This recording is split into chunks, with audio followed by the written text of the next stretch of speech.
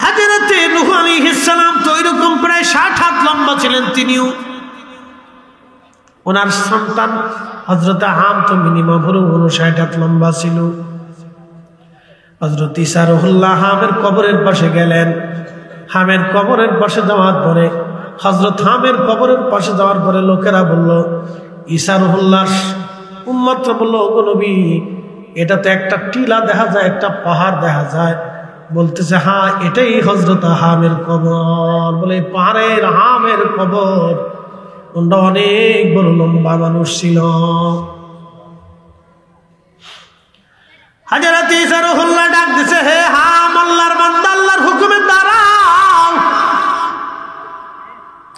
ঠিক কোন বিসমিল্লাহ বলে যখন ডাক দিয়েছে, বিকট শব্দ করে হযরত হাম আলাইহিস সালাম তিনি মাটির ভিতর থেকে আমার আল্লাহ জিন্দা করে ঈসা নবীর সামনে দাঁড়া করায় দিলেন। একবার জোরে বলবেন আল্লাহু আকবার। আরো জোরে বলেন, জোরে বলেন। পাক সুবহান কে পারেবো জিতে তোমার শান, তুমি জিন্দাকে মারিতে পারো, জিন্দাকে মারিতে পারো, মরার পারো দিতে জান, কে পারেবো জিতে তোমার শান। হযরত হাম দাঁড়িয়ে গেলেন। ভয়ে থরথর করে হাম কাঁপতেছে। হযরত ঈসা নবী ডাক দিয়ে বলেন, হাম বলো, হযরত নূহ আলাইহিস সালামের বেটা হাম তুমি? বলে হ্যাঁ। আমাকে কি চিনছো? বলে হ্যাঁ, আপনি আল্লাহর নবী। হযরত ঈসা রুহুল্লাহ আল্লাহর নবী এবং রাসূল। বলতেছে, কেন ডাকছেন? বলে হাম রে, আমি আল্লাহর হুকুমে আপনাকে জিন্দা করেছি আপনার আব্বাজানের মহাপ্লাবনের ঘটনা জানার জন্য। কিন্তু তার আগে আপনি বলেন, আপনার চুলগুলি কেন সাদা হয়ে গেছে? ও হাম, আপনার চুল কেন সাদা বলে দেন। হযরত হাম বলে, হুজুর, আপনি যখন আমাকে ডাকলেন আমি ভাবছি কিয়ামত অনুষ্ঠিত হয়ে গেছে। আল্লাহর নবী কিয়ামতের ভয়াবহ চিত্রের কথা মনে পড়ে আমি ভয়ে আমার কাঁচা চুলগুলি সাদা হয়ে গেছে। হুজুর, আমার ইন্তেকালের সময় আমার চুল সাদা ছিল না, আমার সব চুল কাঁচা ছিল। কিন্তু আমি ভয় পাইছি, না জানি কিয়ামতের মাঠ কায়েম হয়ে গেছে। কিয়ামতের মাঠের ভয়াবহ চিত্রের কারণে আমি ভয়ে আমার চুল দাড়িগুলি সাদা হয়ে গেছে। নবীজি বললেন, যুবক সেদিন বৃদ্ধ হয়ে যাবে, সমস্ত মানুষ বস্ত্রহীন হবে, একেবারে বস্ত্রহীন হয়ে দাঁড়াবে।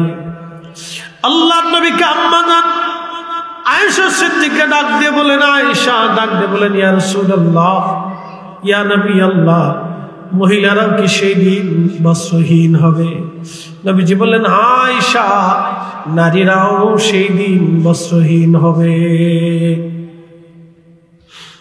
তুমি আয়েশা রে, তুমি শোনো, বিক্ষিপ্ত পতঙ্গের মতো মানুষ ছোটাছুটি করবে হাসরের মাঠে বাঁচার জন্য। কোন পুরুষ নারীর দিকে তাকাবে না, কোন নারী পুরুষের দিকে তাকাবে না। এত ভয়াবহ হবে, এত কঠিন হবে সেই দিন, এত কঠিন, এত ভয়াবহ হবে সেই দিন। নারী পুরুষের দিকে, পুরুষ নারীর দিকে তাকাবে না। হায় হায়, হাসর বড় কঠিন, হাসর বড় কঠিন। আল্লাহ কোরআনে জানাইলেন, তাআরুজুল মালাইকাতু ওয়ার রূহু ইলাইহি ফি ইয়াউমিন কানা মিকদারুহু 50 আলফ সানা। দুনিয়ার 50,000 বছর, পৃথিবীর 50,000 বছর, এক এক সেকেন্ড করে 60 সেকেন্ড একটা মিনিট হয়, এক এক মিনিট করে 60টা মিনিট একটা ঘন্টা হয়, এক এক ঘন্টা করে 24 ঘন্টায় দিন ও রাত হয়, 24 ঘন্টার দিন ও রাতে 365 দিনে একটা বছর হয়। আল্লাহ নবী ডাকতে বলেন, আমার উম্মত তোমরা শুনে নাও, শুনে নাও।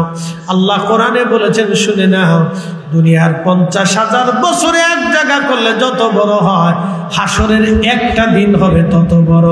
একবার জোরে বলা যাবে আল্লাহু আকবার। সেই হাসরের মাঠের মালিক কে? একসাথে বলেন কে? তাহলে বলেন সেজদা হবে কার? জিকির হবে কার? আইন মানব কার? বিধান চলবে কার? আল্লাহ আল্লাহ আল্লাহ আল্লাহ আল্লাহ আল্লাহ। আল্লাহর আইন চলবে, আল্লাহর বিধান মেনে চলতে হবে। হাইয়া আলাস সালাহ বলার পরে মসজিদের কাতারে দাঁড়ায় যান। 1000 কোটি টাকার সামনে যদি দেখে অবৈধ, ধরবেন না, নিবেন না, শোবেন না, খাবেন না।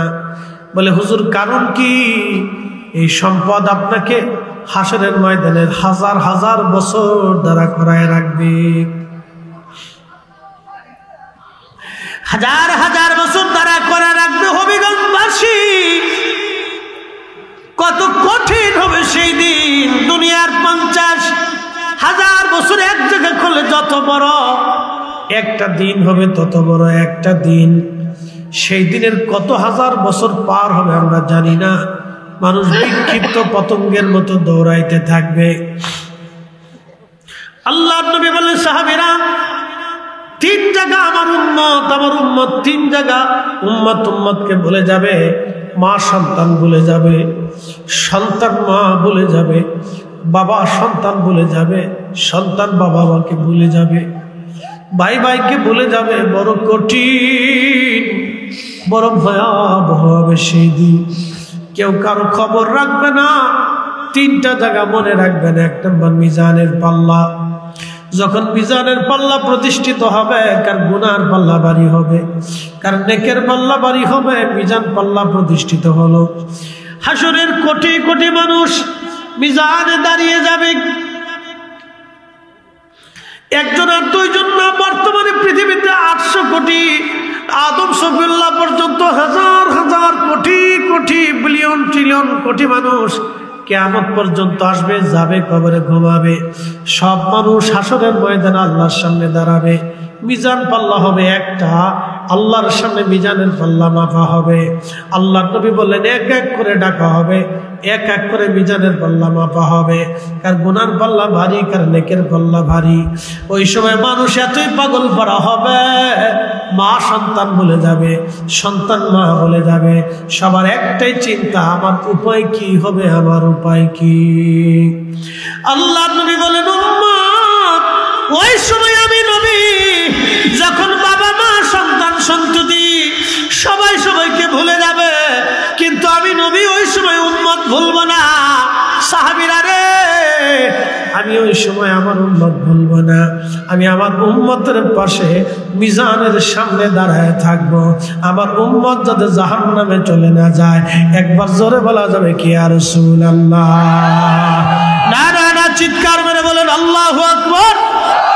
জোরে বলেন আল্লাহু আকবার। তাহলে হাসরে নবী লাগবে কি লাগবে না? জোরে বলেন, এই আরো জোরে বলেন, লাগবে কি লাগবে না? কবরে নবী লাগবে কি লাগবে না? মিজানে নবী লাগবে কি লাগবে না? হাউজে কাউসারে নবী লাগবে কি লাগবে না? যদি নবী লাগে তাহলে নবী যে কাজ করেছেন সেই কাজ করে যেতে হবে। যেটা হুকুম করেছেন মানতে হবে, যেটা নিষেধ করেছেন সেটা ছাড়তে হবে।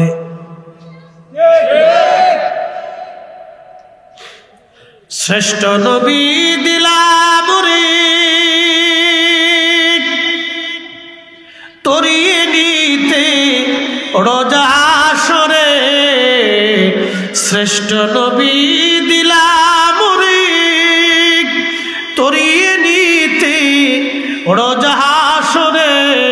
পথ না ভুলি তাই তো দিলে পাক কুরআনের বাণী। খুদা তোমার মেহেরবানি।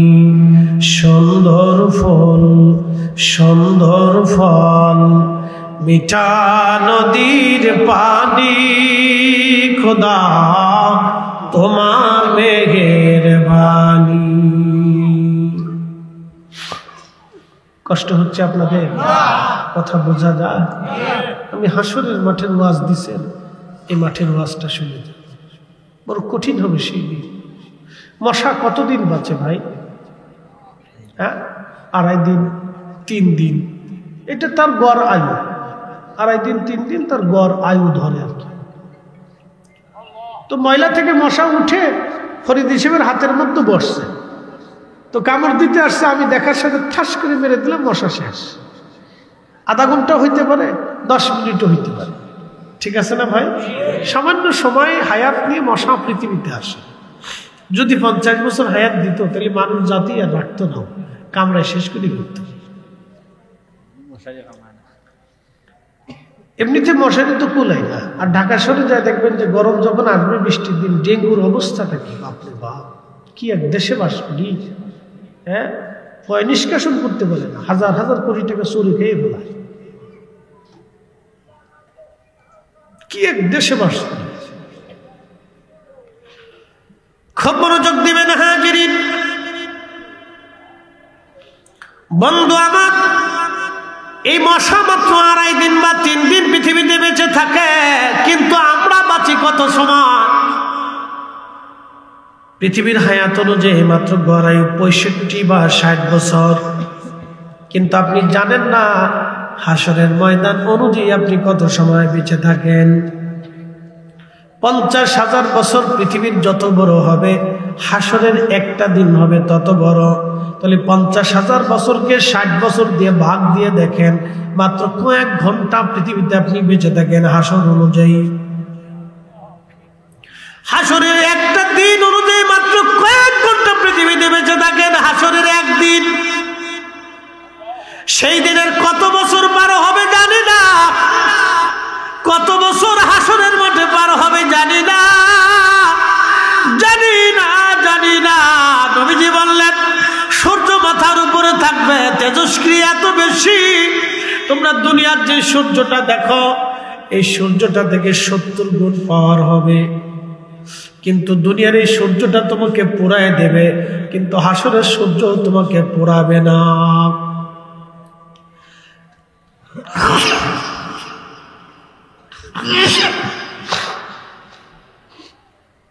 হাসরে এই সূর্য আপনাকে পোড়াবে না। বলে তাহলে হবে কি? আপনাকে ভিতর থেকে, যদি কখন আপনি সৌদি আরবে যান, মরুভূমির মধ্যে যান, তো মরুভূমির মধ্যে আপনি খালি গায়ে দাঁড়ায় দেখবেন যে আপনার ভিতর থেকে শুকায় টেনে নিয়ে আসবে। প্রখর এই সূর্য আপনাকে পুড়িয়ে ঝলসে দেবে না, কিন্তু আপনার ভিতর থেকে যত পানি আছে সব বের করে দেবে, আপনাকে একবারে নিঃশেষ করে দিবে। হাসরের ময়দানে সূর্যটা এত তেজস্ক্রি হবে, এত ভয়াবহ হবে। দুনিয়ার আকাশের যে সূর্যটা আপনি দেখেন, বিজ্ঞানের গবেষণা অনুযায়ী সূর্যটা 200 কোটি ডিগ্রি সেলসিয়াস, 200 কোটি ডিগ্রি, 200 কোটি ডিগ্রি, মাত্র 12 থেকে 13,000 ডিগ্রি সেলসিয়াস তাপমাত্রা একটা লোহা গলে পানির মতো নরম হয়ে যায়। সেখানে 200 কোটি ডিগ্রি সেলসিয়াস এই তাপমাত্রার সূর্যটা আরো 70 গুণ বাড়বে। তাহলে বাড়ি যে গুণ দিয়ে দেখবেন, 70 দিয়ে 200 কোটি গুণ দিয়ে দেখবেন কত হাজার কোটি গুণ বেশি হাসরের ময়দানে সেটা উত্তাপ ছড়াবে। সেই দিন আরশে মুআল্লার ছায়া ছাড়া কোনো ছায়া হবে না, বটগাছ খুঁজে পাবেন না, সেদিন আপনি প্রাসাদ খুঁজে পাবেন না, এসি খুঁজে পাবেন না। আল্লাহর আরশে মুআল্লার ছায়া হবে, পৃথিবীর আয়ার কন্ডিশনের মতো হবে না। সেই দিন সেই আরশে মুআল্লার ছায়াটা হবে জান্নাতের ছায়া। আল্লাহর বেহেশত থেকে সেই দিন বাতাস আসতে থাকবে, ওই বাতাসে সবার পরাণ জোড়ায় যাবে, হাজার হাজার বছর ওই আরশে মুআল্লার নিচে তারা থাকবে। আল্লাহ তাদের চমৎকার চমৎকার খাবার খাওয়াবে, বুনা বোনা গোশত খাওয়াবে, নূরের চেহারায় নূরের মিম্বরে তারা বসে থাকবে। সেই দিন নূরের চেহারায় নূরের মিম্বরে তারা বসে থাকবে। বেঈমান কাফের আর নাফরমানরা সেই দিন দেখে দেখে আশ্চর্য হবে, এরা কারা? অথচ আমরা তাদেরকে দুনিয়াতে গরিব দেখছিলাম, আমরা তাদেরকে দুনিয়াতে ভিখারি দেখছিলাম, আমরা তাদেরকে দুনিয়াতে কামলা দেখছিলাম, আমরা তাদের সিরা জাবর কাপড় দেখেছিলাম, আমরা তাদের গায়ে সাবান মাখতে দেখি নাই, আমরা তাদের চুল দাড়ি উস্কো কুস্কো দেখেছিলাম, তাদের জামা কাপড় তালি যুক্ত দেখেছিলাম, তারা কম খাইতো অল্প খেয়ে বাঁচত, তাদের ঝুপড়ি করে বাঁচতে দেখেছিলাম। আজকে তারা নূরের চেহারায় নূরের মিম্বরে তারা বসে আছে, এরা কারা? একসাথে বলবেন আল্লাহু আকবার।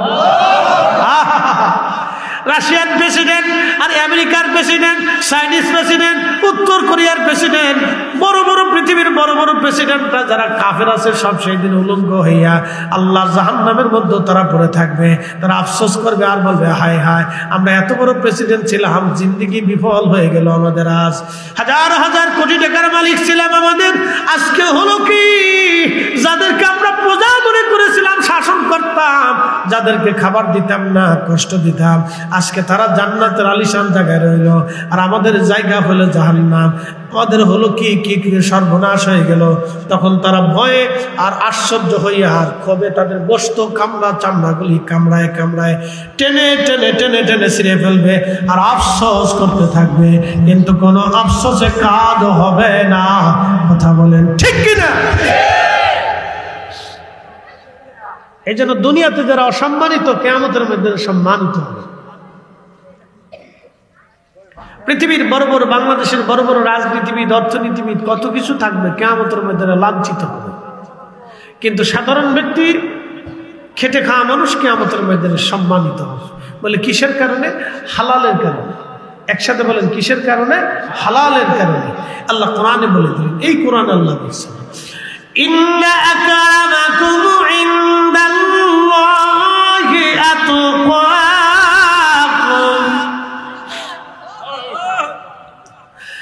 আল্লাহু আকবার ওয়ালিল্লাহিল হামদু। বিসমিল্লাহির রাহমানির রাহিম। ইন্না আকরামাকুম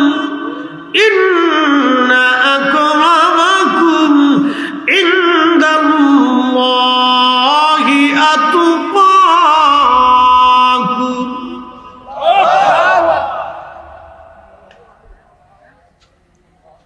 হাজার কোটি টাকার মালিক হলেও লাভ হবে না, এমপি হলেও সফলতা নাই, মন্ত্রী হলেও সফলতা নাই, বাংলার প্রেসিডেন্ট হলেও সফলতা নাই, জাতিসংঘের মহাসচিব হলেও সফলতা নাই, রাশিয়ার প্রেসিডেন্ট হলেও সফলতা নাই, ন্যাটোর প্রধান হলেও সফলতা নাই, আমেরিকার প্রেসিডেন্ট হলেও সফলতা নাই, হাজার কোটি টাকার মালিক হলেও সফলতা নাই, অনেক বড় বক্তা হলেও সফলতা নাই, অনেক সুন্দর চেহারার অধিকারী হলেও সফলতা নাই, অনেক দামি খেলোয়াড় হলেও সফলতা নাই, অনেক সম্মানিত হলেও সফলতা নাই, অনেক বড় নেতা হলেও কোনো সফলতা নাই। আল্লাহ বলে দিলেন, সফলতা এক জায়গা, এক জায়গা, এক জায়গা, এক জায়গা। কিয়ামতের ময়দানে আল্লাহর কাছে সে সম্মানিত হবে নূরের মিম্বরে, নূরের চেহারাতে, নূরের মিম্বরে, নূরের চেহারাতে, নূরের মুকুট মাথায় নিয়ে আল্লাহ আরশে মুআল্লার নিচে তাকে জায়গা বসায় দিবে। দুনিয়াতে যার অন্তরে আল্লাহর ভয় বেশি ছিল, হারাম খাই নাই, নামাজ ছাড়ে নাই, রোজা ছাড়ে নাই, জিকির ছাড়ে নাই, অন্যায় করে নাই, জুলুম করে নাই, অন্যের হক মেরে দেয় নাই, অন্যের সম্পদগুলি মেরে দেয় নাই, মিথ্যা বলে নাই, মানুষ ঠকায় নাই, গীবত তহমত শিকায়াত করে নাই। আমার আল্লাহ বললেন কিয়ামতের ময়দানে সে সম্মানিত হবে। দুনিয়াতে যার যত আমল বেশি সে সম্মানিত হবে তত বেশি। আমি এখানে রাষ্ট্রপতি, অর্থমন্ত্রী, সাধারণ ব্যক্তি, ভিখারি, দিনমজুর, অভাবী দিনমজুর আর রিকশাওয়ালা, ভ্যানওয়ালা, আমি এগুলি খুঁজবো না। যার অন্তরে তাকওয়া বেশি তার দাম আমার কাছে বেশি। তাকওয়া নাই কিচ্ছু নাই, তাকওয়া নাই কিচ্ছু নাই। আমি গাউসে পাকের মুরিদও চিনব না, হুজুর গাউসে পাকের মুরিদ চিনব না। যদি নামাজ না পড়ে তো কাজ হবে না। যদি তাকওয়া নিয়ে আসে তাহলে আমি আল্লাহ তাকে সম্মান দেব। কথা কন না কেন? অনেকে খুব চিনতে আছে হুজুরের মুরিদ। মুরিদ ঠিক আছে, অলির ভক্ত ঠিক আছে, কিন্তু বাটাম চালান খ্যাতি হবে। হুজুর এটা কেমন? বলতেছি, আপনি যে পৃথিবীতে অন্যায় করছেন এটা শাস্তি আছে তো কতদিন নিবেন? কবরে বাটাম চালান চলবে। বলে কতদিন? কত হাজার বছর জানি না। বলে হাসর, হাসর বড় কঠিন হবে। বলে কেমন হবে? আপনারা বুঝাই। হ্যাঁ, আপনি মাফ পাবেন, মাফ নিষেধ নেই, আল্লাহ মাফ করবে, মাফ নিষেধ নাই, সাফায়াত হবে, তাও হবে, এটাও সত্য। মাফও হবে, এটাও সত্য। আপনি জাহান্নাম থেকে আল্লাহ আপনারা বের করে নিয়ে আসবেন, তাও সত্য।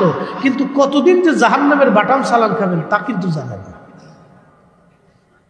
কি কথা খারাপ হয়েছে? বুঝাই বুঝাই করতে যাবেন, আসেন। বলে কেমন? শোনাই। দুনিয়াতে যারা অনেক অর্থের মালিক হয় কিন্তু জাকাত দেয় না। একসাথে বলেন, কি দেয় না? জোরে বলেন, কি দেয় না? এখন তো জাকাত তো সিস্টেম ওঠে নাই, জাকাত হয়ে গেছে হলো ট্রেডিশন। কেমন? ঢাকা শহরে জাকাতের মার্কেট আছে। জাকাতের কাপড় আলাদা, লুঙ্গি আলাদা, গেঞ্জি আলাদা, গামছা আলাদা, সেলার কামিজ আলাদা। এমন সেলার, এমন লুঙ্গি দিয়ে মাসখানিক করার পরে বেটা কাজে গেছে মাঠের ভিতরে, ঠাস করে পিছন দিয়ে ফাইটে ছিঁড়ে চলে গেছে। কি কথা কথা? জাকাত হবে কি বুঝাইতেছি। আমার কাছে এই চাদরটা পছন্দ, যদি চাদর দিতে হয় তাহলে এরকম পছন্দের চাদর দিতে হবে। আমার এই কাপড়টা পছন্দ, যদি আমাকে জাকাত দিতে হয়, যদি বলি যে না আমি সবাই জুব্বা দিব, তাহলে এই কাপড়ের জুব্বা দিতে হবে। আপনি ঠিক বললো ঠিক, না ঠিক বললো ঠিক। আমি যেটা করছি এটা রসুলেরটা, এটা রসুলেরটাই ঠিক। এই কাপড়ের জুব্বা জাকাত দিতে হবে। জাকাত হচ্ছে আপনি যেটা পছন্দ করেন, যেই খাবারটা, ওই খাবারটা গরিবকে দিতে হবে। আপনি সিরা ফারা, আসা ভাসা, আন্দা গান্দা ৩৬,০০০ বছরের চাই কোথায় কোথায় এনে জাকাত থেকে আনে কিনে মিনে মারা, এটা আইনে জাকাত দিবে না, ট্রেডিশন দেখাবেন যে আমার ভোট দিও, এই সমস্ত ফাজলামি। কথা কন না কেন? এগুলি আমার দেশে চলতেছে, এগুলি আমার দেশে চলতেছে। হবিগঞ্জবাসী মনোযোগ দিবেন। বলে মারটা কেমন হবে বুঝাই দিয়ে যায়। মার কেমন হবে, শাস্তিটা কেমন হবে এবার শোনায়। মাপ পাবেন, অসুবিধা নেই, সুপারিশও পাবেন, অসুবিধা নেই। হুজুর গাউসে পাক আপনারা সাফায়াত করবেন, আল্লাহ রাসূলের কাছে নিয়ে যাবেন, অসুবিধা নেই। আমি অস্বীকার করতেছি, কারণ আমরা সুন্নি, আমরা বিশ্বাস করি। কি কথা কর না কেন? বিশ্বাস করি না? ওলিরা সাফায়াত করবে, আমরা বিশ্বাস করি, কিন্তু কখন করবে? এবার আসেন, কোন দিন করবে এটাও শুনে যান, শুনে যান। জাকাত দেয় না, জাকাত দেয় না, দান সৎকার করে না, এগুলি সম্পদ দুনিয়াতে রেখে কবরে চলে গেছে। কিয়ামতের ময়দানে আল্লাহ তাআলা হাসরের ময়দানে উঠাবে। হাসরের মাঠের এক কোনায় এই শ্রেণীর যত মানুষ হবে তাদেরকে এক পাশে নিয়ে যাবে। তাদের যত সম্পদ আছে অবৈধ, এই সম্পদগুলির আল্লাহ একটা সার্প আকৃতি দিয়ে সাপ বানাবে। সাপ বানাইয়া এই সাপটা খুব বিষধর হবে, তার শরীরের মধ্যে পেঁচে তার মুখের মধ্যে কামড়াবে, গোশতগুলি কামড়ায় টেনে ছিঁড়ে নিয়ে যাবে। আল্লাহর নবী বলেন, উম্মত একবার কামড় দিলে ৪০ বছর পর্যন্ত এই বিষের ক্রিয়া চলতে থাকবে। গোশত কামড়ায় উঠাই নিয়ে যাবে, আবার গোশত হবে, আবার উঠাই নিয়ে যাবে, আবার গোশত হবে, আবার উঠাই নিয়ে যাবে, আবার গোশত হবে। কতদিন? কত বছর? নবীজি বললেন, উম্মত তারুজুল মালাইকাতু ওয়ার রূহ ফি ইয়াউমিন কানা মিকদারুহু ৫০,০০০ সানা। দুনিয়ার 50,000 বছর, হাসরের একদিন, সেই দিন হবে এত লম্বা। শোনো আমার উম্মত, কতদিন পর্যন্ত তার সাপে কামড়াবে, কতদিন পর্যন্ত তার শাস্তি হবে, হিসাব কষে নিয়ে যাবে। দুনিয়ার সমস্ত মানব জাতির হিসাব আল্লাহ টানবে, কিন্তু তার হিসাব নেবে না। দুনিয়ার সমস্ত ফেরেশতার হিসাব টানবে, কিন্তু তার হিসাব নেবে না। দুনিয়ার সমস্ত জিনের হিসাব টানবে, কিন্তু তার হিসাব নেবে না। দুনিয়ার সমস্ত মাখলুকের হিসাব হবে। গরু, ছাগল, হাঁস, মুরগি, ভেড়া, বকরি, সাপ, বিচ্ছু, 18,000 মাখলুক যা আছে সবার হিসাব টানবে। এরপরে সবার হিসাব শেষ হয়ে যাওয়ার পরে এই শ্রেণীর মানুষদেরকে হাসরের ময়দানে ডেকে নিয়ে আসবে। ততদিনে কত লক্ষ বছর বাটাম চালান, এবার হিসাব করেন। এরপরে যায় সব আয়াত।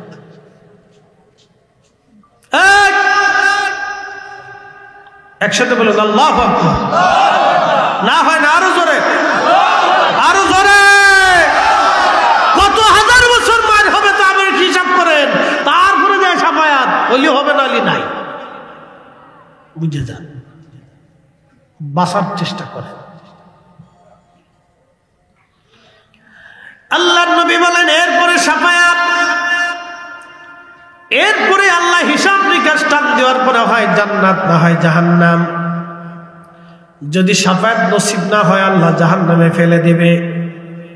জাহান্নামে কত হাজার বছর শাস্তি হবে তাও জানা নাই। জাহান্নামে ফেলে দেওয়ার পরে নবীজি বললেন সব উম্মত জান্নাতে চলে যাবে, সব জান্নাতে চলে যাবে। হাসরের মাঠ একবারে খালি হয়ে যাবে, জাহান্নামে পাঠানো হবে, জান্নাতে পাঠানো হবে। এবার আমার আল্লাহ আমার সুপারিশের কারণে, আমার কান্নার কারণে আমার আল্লাহ জাহান্নামের দিকে নজর দিবে।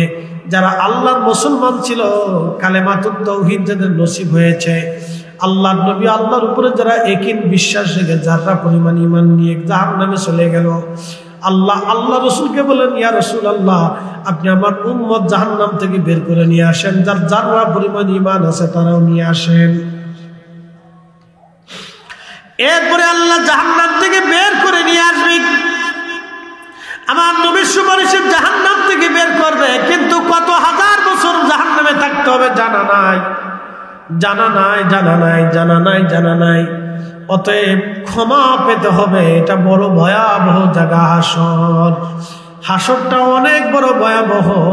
উপায় নাই, উপায় নাই, উপায় নাই রে, উপায় নাই রে, উপায় নাই, উপায় নাই রে, উপায় নাই রে, উপায় নাই। দয়াল নবীর চরণ বিনে উপায় নাই, দয়াল নবীর চরণ বিনে উপায় নাই। লা ইলাহা, জোরে জোরে,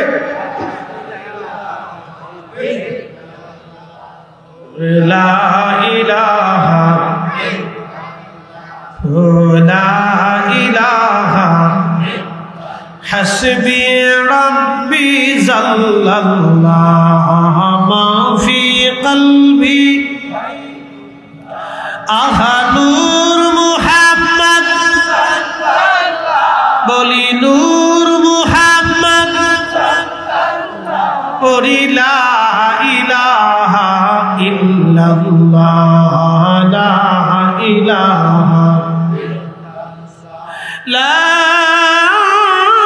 ইলাহা ইল্লাল্লাহ মুহাম্মাদুর রাসূলুল্লাহ সাল্লাল্লাহু আলাইহি ওয়াসাল্লাম। আল্লাহ আল্লাহ আল্লাহ,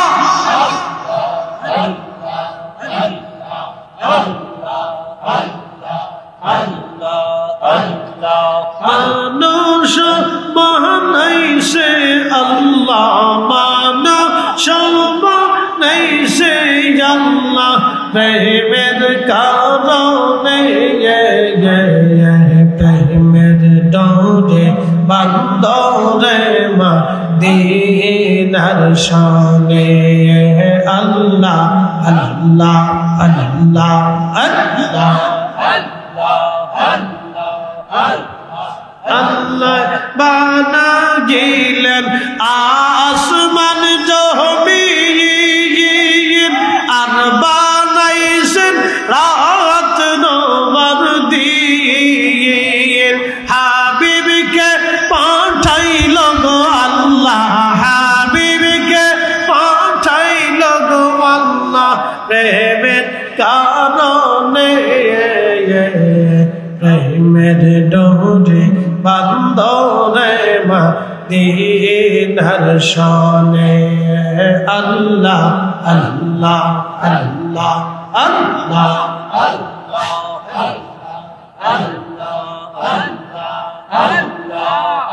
খেরাতে পার হবি তুই পলসিরাতের ফুল আল্লাহ আল্লাহ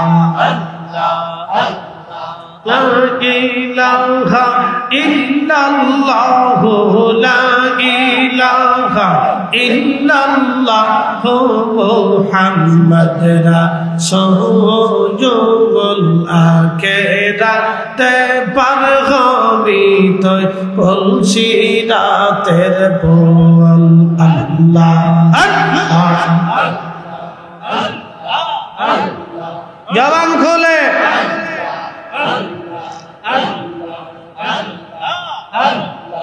আল্লাহ যেই দিন কাজী হবে এই জর্রা জর্রা হিসাব নিবে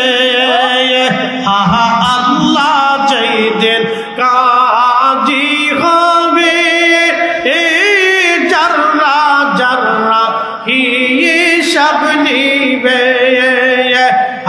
সেই দিন তোমাকে তরাবে সেই দিন তোমাকে তরাবে মুহাম্মদ রাসূল আখিরাতে পার হবি তুই পলসিরাতের ফুল আল্লাহ আল্লাহ আল্লাহ জবান খুলে এই আওয়াজ তুলে আল্লাহ যেই দিন কাহার হবে নফসি নফসি সবে বলবে আল্লাহ যেই দিন কাহার হবে নফসি নফসি সবে বলবে সেই দিন তোমাকে তরাবে সেই দিন তোমাকে তরাবে মুহাম্মদ রাসূল আখিরাতে পার হবি তুই পলসিরাতের ফুল আল্লাহ আল্লাহ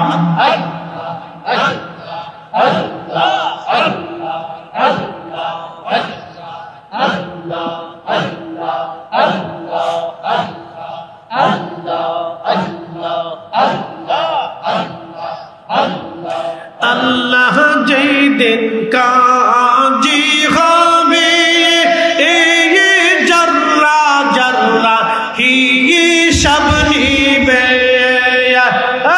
আল্লাহ যেই দিন কাজী হবে এই জর্রা জর্রা হিসাব নিবে সেই দিন তোমাকে তরাবে সেই দিন তোমাকে তরাবে মুহাম্মদ রাসূলুল আখিরাতে দিতই পলসিরাতের ফুল আল্লাহ আল্লাহ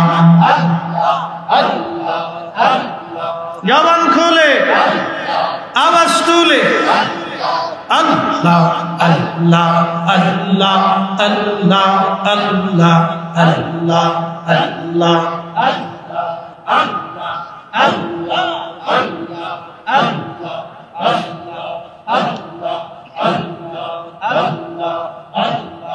লা ইলাহা ইল্লাল্লাহ মুহাম্মাদুর রাসূলুল্লাহ সাল্লাল্লাহু আলাইহি ওয়াসাল্লাম। এ হবিগঞ্জবাসী মনোযোগ দিয়ে যান। ওই হাসরের মাঠ বড় ভয়াবহ, বড় কঠিন, বিরাট হাসরের মাঠে কোটি কোটি মানুষের ভিড়ে মানুষ পাগল পারা হয়ে যাবে। আহা, কত ভয়াবহ হবে সেই দিন। নবীজি বললেন, উম্মত রে, ডান হাতে আমল নামা যাবে না, বাম হাতে আমল নামা যাবে। এই জায়গায় আমার উম্মত মা সন্তান ভুলবে, সন্তান মাকে ভুলে যাবে। আর একটা জায়গা হবে উম্মত ফুলসিরাতের ঘাটে, ফুলসিরাত পার হওয়ার সময় মা সন্তান চিনবে না, সন্তান মা চিনবে না, বাবা সন্তান চিনবে না, সন্তান বাবা চিনবে না। খাদিমুর রাসূল হযরত আনাস বলেন, হুজুর, কিয়ামতের এই কঠিন দিনে আপনি আমাকে ভুলে যাবেন না। নবীজি, আপনি ওয়াদা করে যান, আমি আপনার খেদমত করেছি, আপনি হাসরের ময়দানে আমার সারা জান্নাতে যাবেন না। আমার নবী ডাক দিয়ে বলেন, আনাস, আমি রাজি হয়ে গেল। হযরত আনাস বলে, হুজুর, হাসরের বিরাট এত বড় মাঠে আপনাকে কোথায় গেলে খুঁজে পাবো?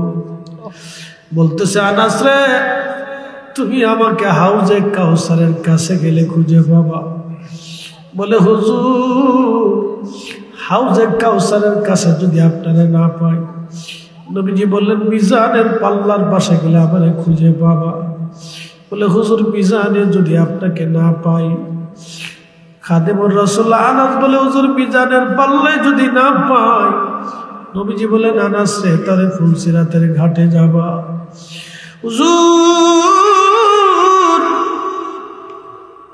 ফুলসিরাতের কিনারে যদি আপনি নবী না পাই, কোন জায়গা গেলে আমি খাদেম আপনারে খুঁজবো? আল্লাহ নবী ডাক দে বলেন, আনাস রে, সুনানুত তিরমিজির বাবু শাফার ভিতরে হাদিস কানা আসছে। আল্লাহ নবী ডাক দে, আনাস, তিনটা জায়গা তুমি আমারে খুঁজবা, এই তিন জায়গায় তুমি আমারে তালাশ করে পাবা, অন্য কোথাও আমার খুঁজো না। আনাস, তিনটা জায়গা পাবা, কারণ আমার উম্মত যাতে জাহান্নামে না যায়। আমি নবীর তিনটা জায়গা আমি পাহারা দিতে থাকবো। একবার জোরে বলা যাবে কি, ইয়া রাসূলুল্লাহ? হে সবজ গম্বদ ওয়ালে मंजूर दुआ करो ना,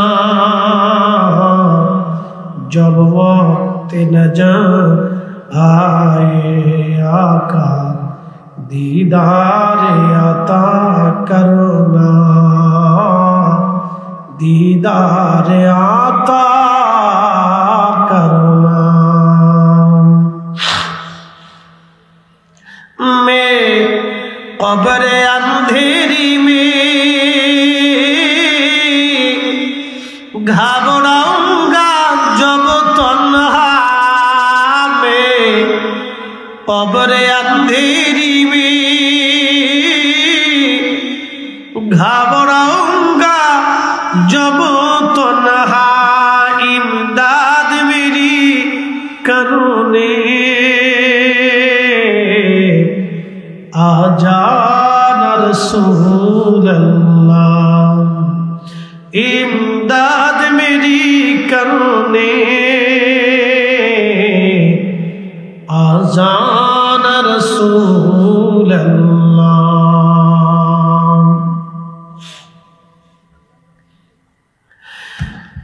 अल्लाहु अकबर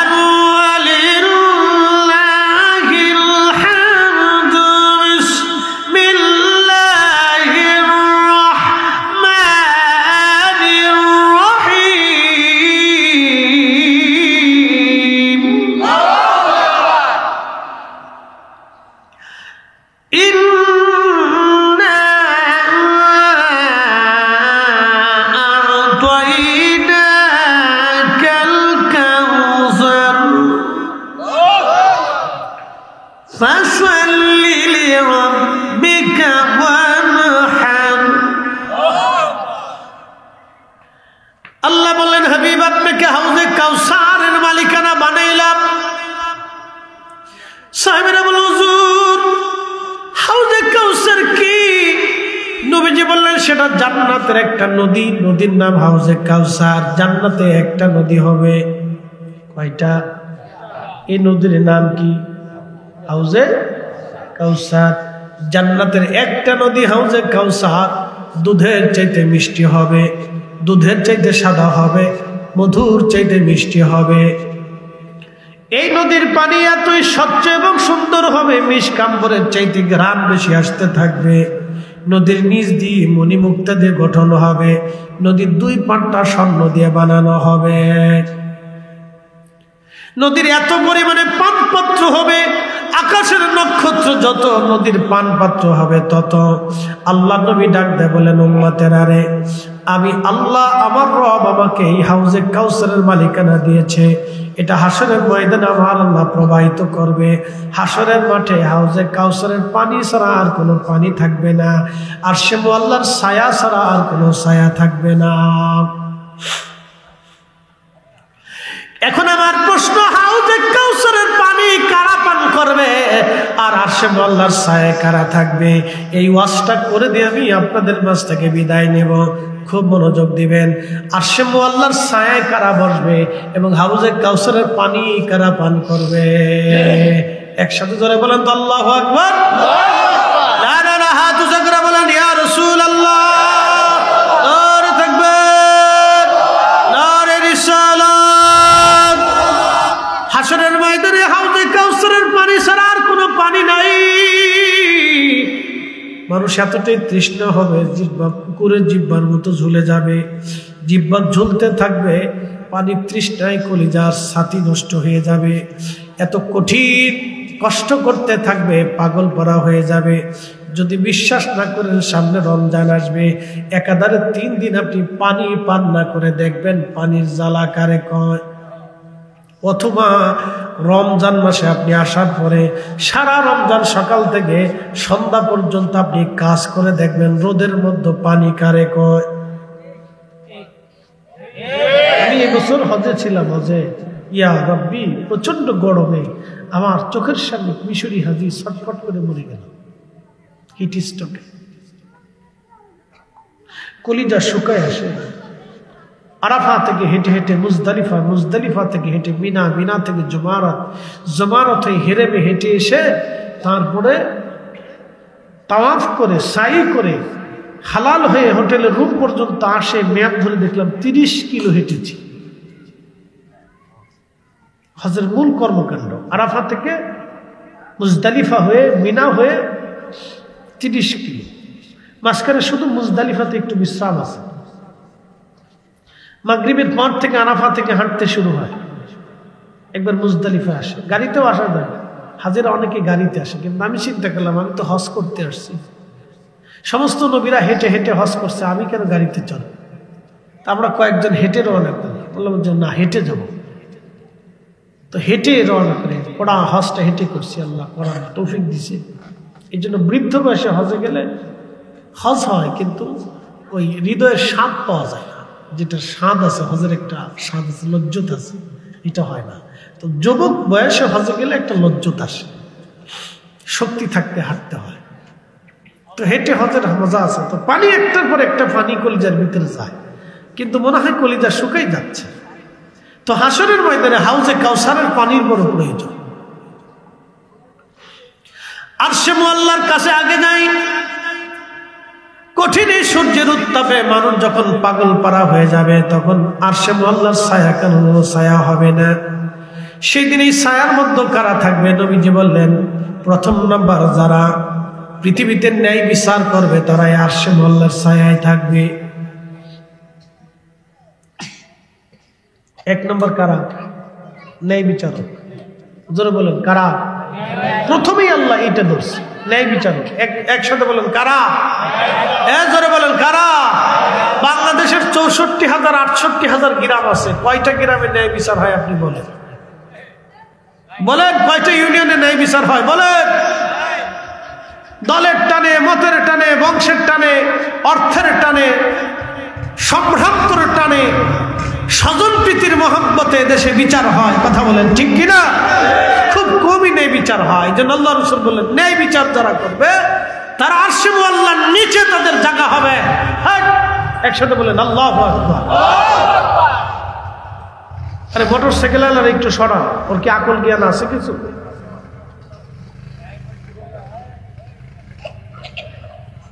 আরে একটা লোক এসে মোবাইলও চেঞ্জ করে না বলে 36 বছর ধরে।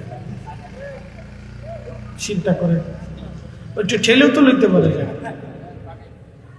3 বছর মোবাইল চেঞ্জ করে না, ইঞ্জিনের শব্দই বোঝা যাইতেছে। কি তা করতে বুঝে না, বুঝে না। একসাথে বলি আল্লাহু আকবার, বলে লা হাওলা ওয়ালা কুওয়াতা ইল্লা বিল্লাহ। তো মনোযোগ দেন, যে কথা বলছিলাম 1 নম্বরে ন্যায় বিচার। 2 নম্বরে আল্লাহর বান্দা যে নামাজ পড়ে আবার মসজিদে নামাজের জন্য যায়, বারবার মসজিদে যায়, মসজিদের সাথে দিলটাকে বেঁধে রাখে, আল্লাহর বান্দা কিয়ামতের ময়দানে তার আরশে মুআল্লার নিচে জায়গা হবে।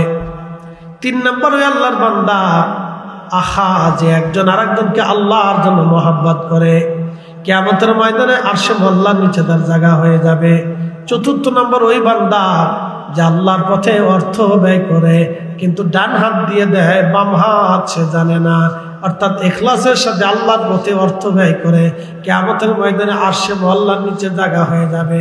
আর একজন ওই আল্লাহর বান্দা যে সুন্দরী নারী তাকে জেনার জন্য ডেকেছিল কিন্তু সে জেনা না করে চলে আসছে, ওই আল্লাহর বান্দা কিয়ামতের ময়দানে আরশে মুআল্লার নিচে তার জায়গা হয়ে যাবে। একসাথে বলা যাবে কি মারহাবা।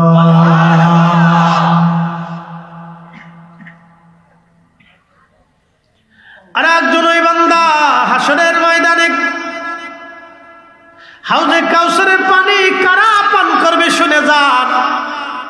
আমার নবী বললেন, আমার উম্মতের আরে এই পানি একবার পান করাবো, জান্নাতে যাওয়ার আগ পর্যন্ত পানির কথা মনে থাকবে না। আমি আমার উম্মতদেরকে ডেকে ডেকে ডেকে ডেকে ধরে ধরে এনে আমি হাউজে কাউসারের পানি পান করাবো। সাহাবীরা বলেন, হুজুর এই হাউজে কাউসারের পানি কারা পান করবে? নবীজি বলেন, যারা নামাজ পড়বে। ফাসাল্লি লিরাব্বিকা ওয়ানহার, যারা নামাজ আদায় করবে এবং আল্লাহর জন্য যারা কুরবানি দেবে। এখন নামাজ হয় সমাজের টানে, নামাজ হয় রাজনৈতিক নামাজ, নামাজ হয় বিয়ে নামাজ, নামাজ হয় বতরে নামাজ। বুঝেন না মনে হয়? রাজনীতির নামাজ, নির্বাচন আসলে দেখবেন যে বেটা মুইতে পানি লয় না, হেতাও নামাজ পড়ে। কি কথা কন না কেন? আরেক নামাজ হলো বতরে নামাজ, শুধু শুক্রবারে পাওয়া যায়, জুমার দিনে পাওয়া যায়, বাকি দিনগুলি নামাজি খুঁজে পাওয়া যায় না। কথা কন না কেন? এটার নাম বতরে নামাজ। এই নামাজে হাউজে কাউসারের পানি পাবে না। আরেকটা নবীজি বললেন, আমার উম্মতেরা তোমরা শোনো, আর একটা নামাজি আছে, নামাজি হলো কোন নামাজি? যে নামাজি বিয়াই নামাজ বলে। বিয়াই নামাজ কি? বিয়াই বাড়ি নতুন আইছে, নামাজ যদি না পড়ে বিয়াই কি কবে? বিয়ার ডরে যে নামাজে যায়, এটা হলো বিয়াই নামাজ। কি নামাজ? বিয়াই নামাজ। নামাজ শেষ। ফাওয়াইলুল লিল মুসাল্লিন আল্লাযীনা হুম আন সালাতিহিম সাহুন। দুর্ভোগ সে নামাজি যে মানুষ দেখানোর জন্য নামাজ পড়ে, মানুষ দেখানোর জন্য নামাজ পড়ে, মানুষকে দেখানোর জন্য। সে হাউজে কাউসারের পানি পাবে না। আল্লাহ নবী বললেন, সাহাবীরা নামাজীদেরকে ধরে ধরে নেমে হাউজে কাউসারের পানি পান করাবো। বলে, হুজুর এত কোটি কোটি উম্মতের ভিড়ে উম্মত চিনবেন কেমনে? নবীজি জবাব দিলেন, সাহাবীরা রে, আমার উম্মত নামাজ পড়বে 5 ওয়াক্ত, নামাজের কারণে ওযু করবে, ওযুর জায়গাগুলি নূর চমকাইতে থাকবে। অন্য কোন উম্মতের মধ্যে এরকম নূর চমকাবে না। আমার উম্মতের ভিতরে নূর চমকাবে।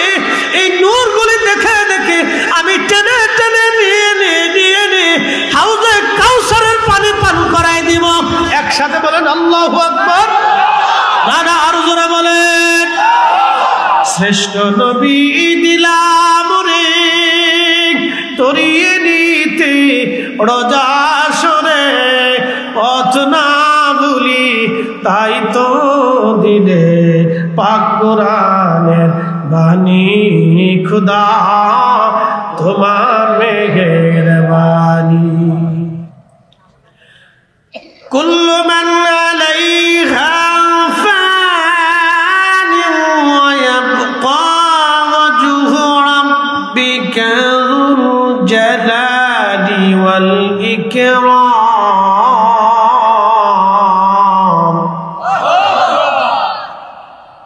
কুল্লু মান আলাইহা ফান সব শেষ হয়ে যাবে কিচ্ছু থাকবে না রব্বুল আলামিন বললেন কুল্লু মান আলাইহা ফান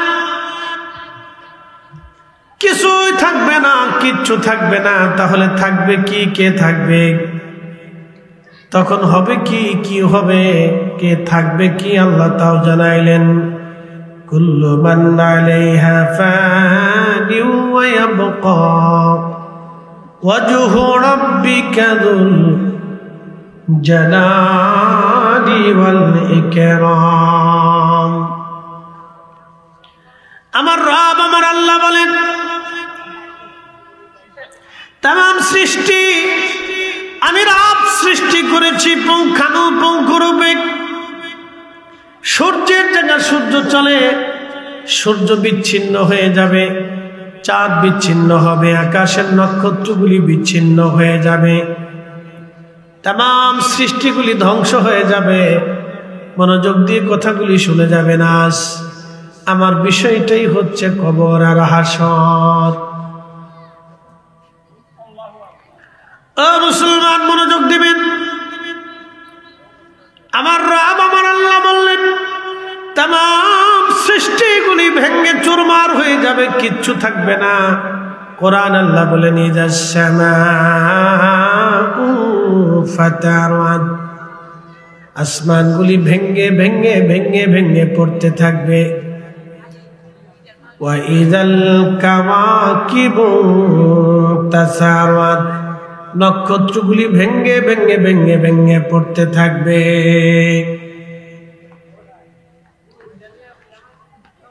হবিগঞ্জবাসী মনোযোগ দিয়ে শুনে যাবেন আজ तमाम সৃষ্টি যিনি করলেন তিনি আমার রব আমার আল্লাহ तमाम দুনিয়া বানাইলেন পৃথিবী বানাইলেন পৃথিবীটাকে 7টা স্তরে আল্লাহ পরিণত করলেন আমরা যে জমিনে বাস করি এমন জমিন আল্লাহ 7টা বানাইলেন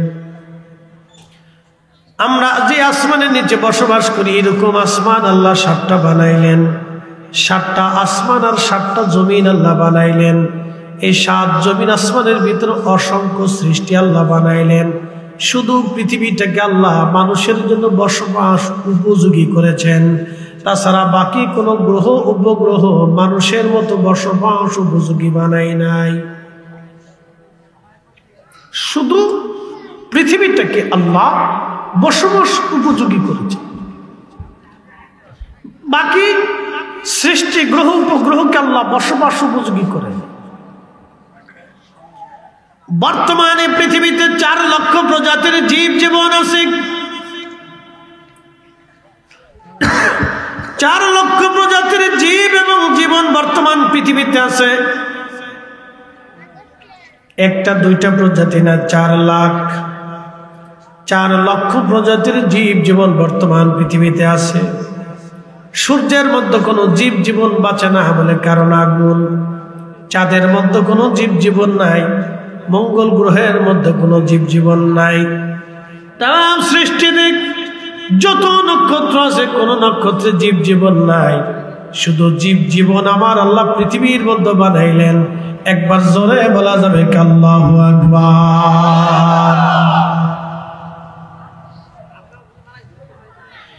এই মানব জাতিকে আমার আল্লাহ শ্রেষ্ঠত্ব দিলেন সম্মানিত করলেন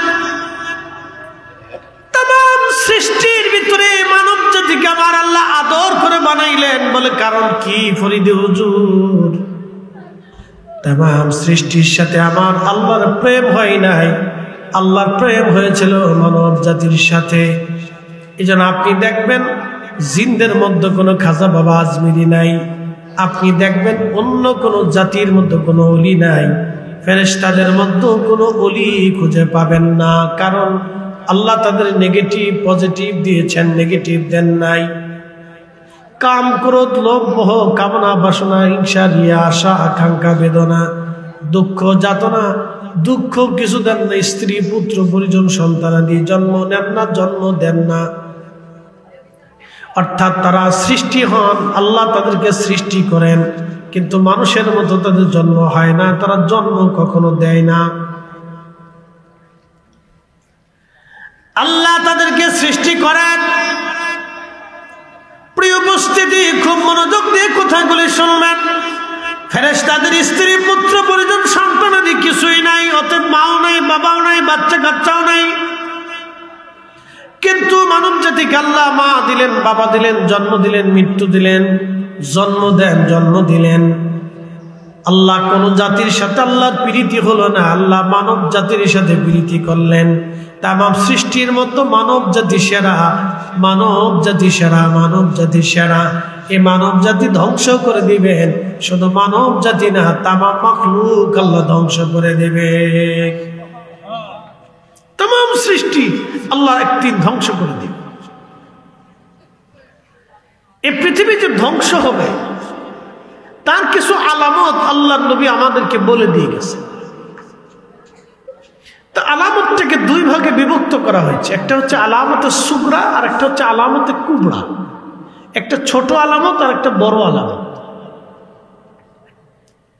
তা আমরা তো এখন পৃথিবীর এক বৃদ্ধকালে আসছি, কারণ আমাদের নবী আখিরি নবী, এই নবীর পরে আর কোনো নবী আসবে না।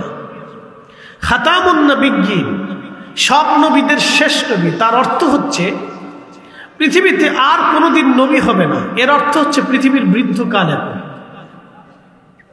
এখন পৃথিবীর বৃদ্ধকাল চলে, বুড়া হয়ে গেছে এটা, পৃথিবী বৃদ্ধ।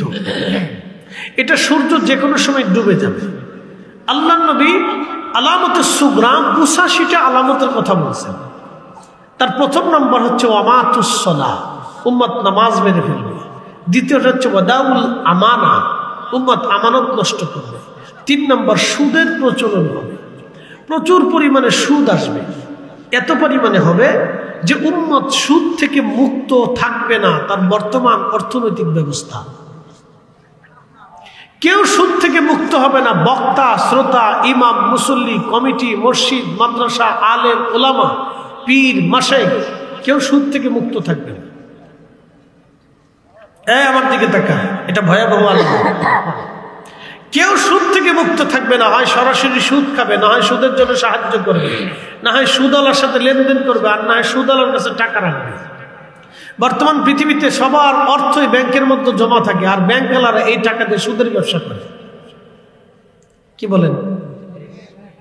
আপনি ঠিক বললেও ঠিক, না ঠিক বললেও ঠিক। মানুষ টাকা কোথায় রাখে? ব্যাংকে রাখে। আর ব্যাংক কি করে? সুদের কারবারি করে। হয় বাংলাদেশ ব্যাংকের সাথে করে, আর বাংলাদেশ ব্যাংক বিশ্ব ব্যাংকের সাথে করে লেনদেন।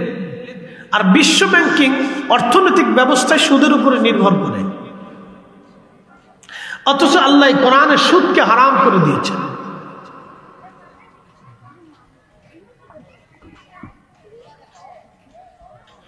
এই জন্য আল্লাহ রাসূল বলেন, আমার উম্মত সুদ থেকে মুক্ত থাকবে না, সুদের সাথে জড়িয়ে যাবে। এটা কিয়ামতের আলামতে সুগরার একটা আলামত, খুব ভয়াবহ আলামত। এটা বর্তমান সারা পৃথিবীতে এটা চলমান। তার মানে পৃথিবীর বৃদ্ধকাল চলে আসছে। আমানতের খেয়ানত হবে, এতটাই খেয়ানত হবে যে বাপ নিজের সন্তানকে বিশ্বাস করতে পারবে না। সিচুয়েশন তাই চলতেছে। বাবা সন্তান বিশ্বাস করে না, স্বামী স্ত্রী বিশ্বাস করে না, স্ত্রী স্বামী বিশ্বাস করে না। জমি রেজিস্ট্রি করে দিলেও এখন এমন পরিস্থিতি হয়েছে, অস্বীকার করে যায় না, আমি রেজিস্ট্রি করে দেইনি, এটা নকল করে সিগনেচার নিয়ে গেছে।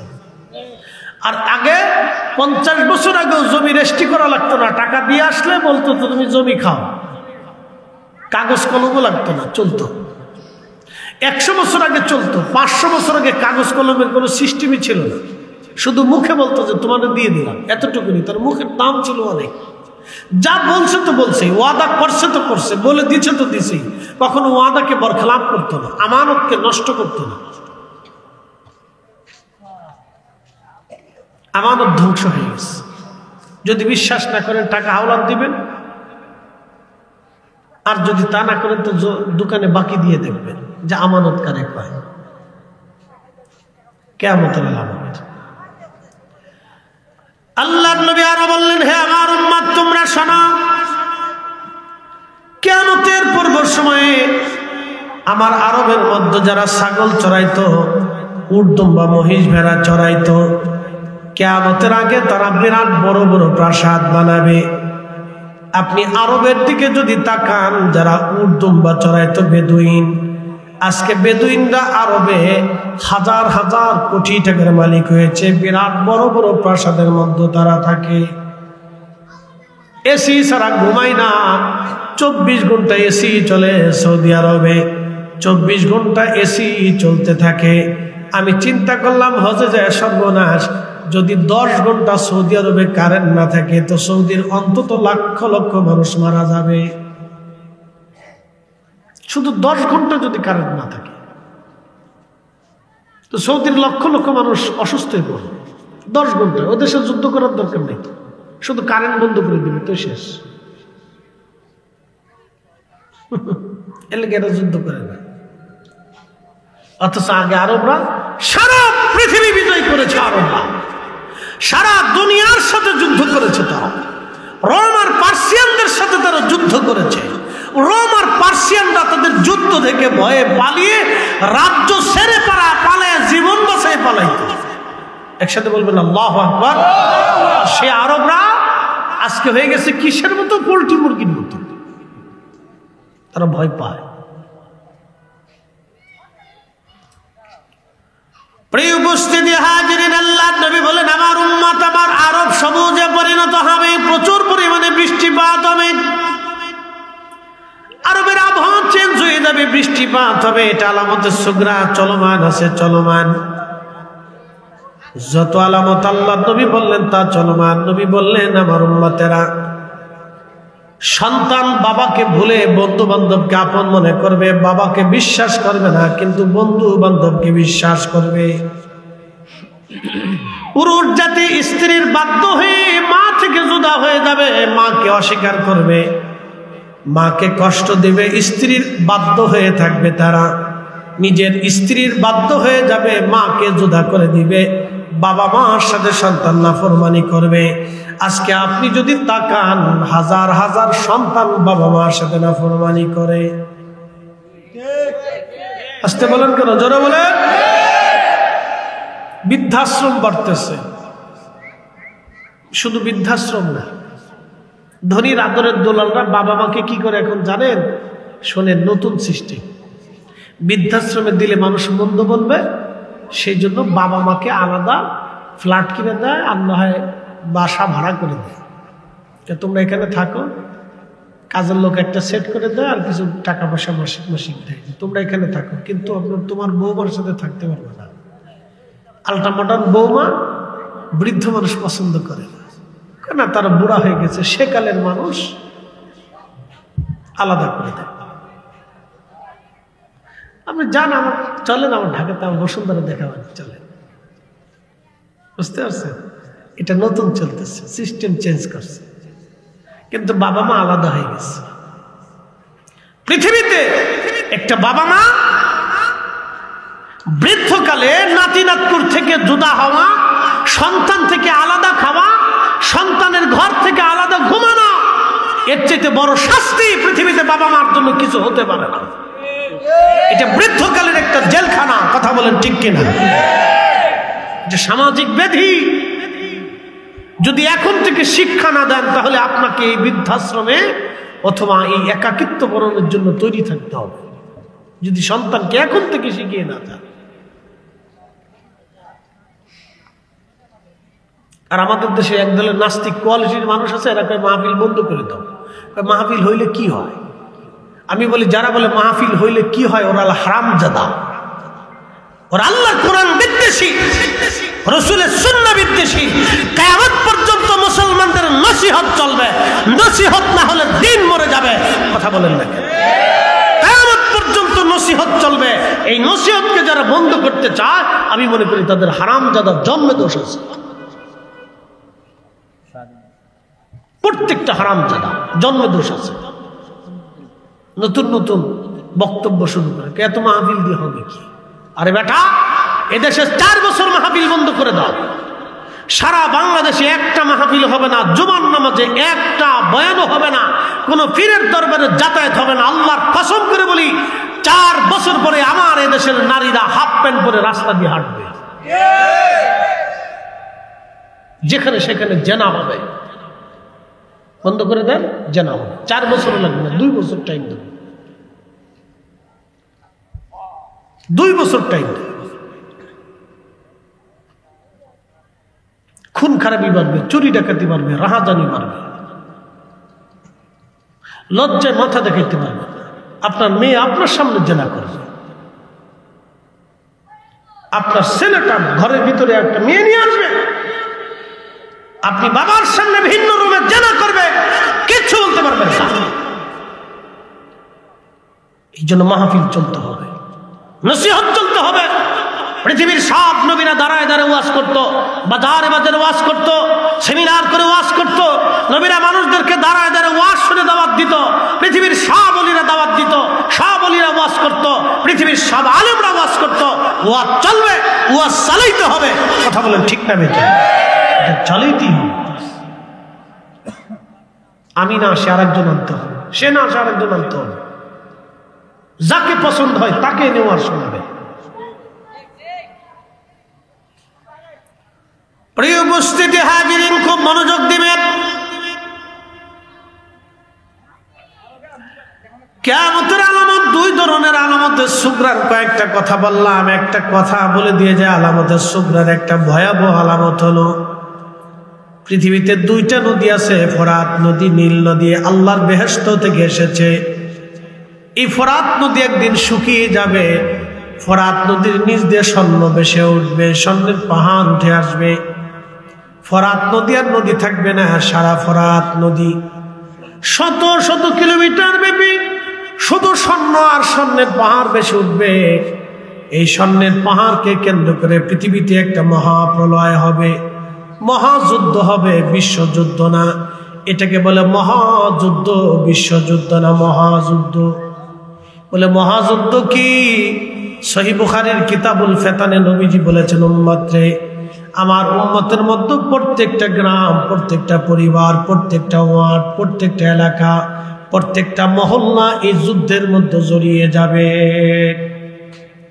প্রত্যেক 100 জন মানুষে 99 জন মানুষ মারা যাবে, মাত্র 1 জন মানুষ পৃথিবীতে বেঁচে থাকবে।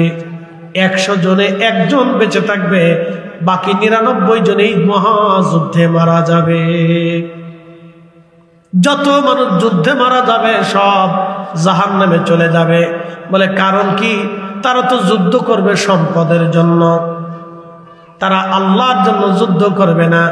সম্পদের জন্য যারা যুদ্ধ করে তারা শহীদ হয় না, তারা জাহান্নামী হয়ে যায়। যেমন আপনাদের এলাকায় কাইজিয়া ডাঙ্গা লাগে, মারামারি লাগে, রাজনৈতিক মারামারি